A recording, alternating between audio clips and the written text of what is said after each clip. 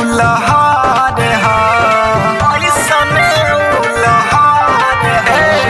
करेला रंगदारी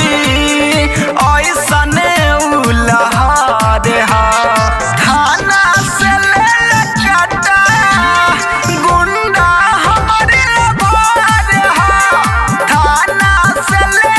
पंगा गुंडा हमारे भोर हा थाना से ले कटा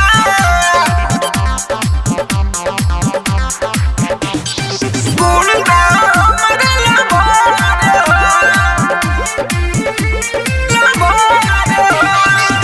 जब चलेला रे भौजी सभे डरेला भौजी सभे डरेला कबो डरे नहीं पुलिस थानावा से भले रहेला जग जेल खानावा में नेता विधायक सभे कहेला इ डर हा थाना से ले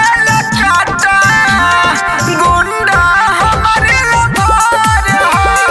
थाना से ले काटा गुंडा हमारे भोर हा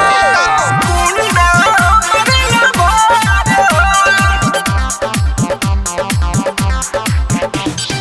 थाना से ले काटा